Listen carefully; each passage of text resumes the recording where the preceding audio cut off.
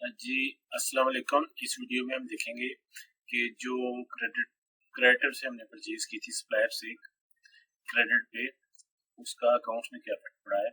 उसके लिए हम अकाउंट्स पे क्लिक करेंगे। ये अकाउंट्स का डैशबोर्ड है, इसके अंदर हमें लेजर देखना है। हम लेजर पे क्लिक करेंगे। लेजर पे हम उस क्रेडिटर का हिंट देंगे अली, तो ये हमारे पास ड्रॉप डाउन में आ गया अली एंड को। हमने अली पे क्लिक किया और लेजर का बटन दबाया और ये हमारे सामने उसका लेजर आ गया। और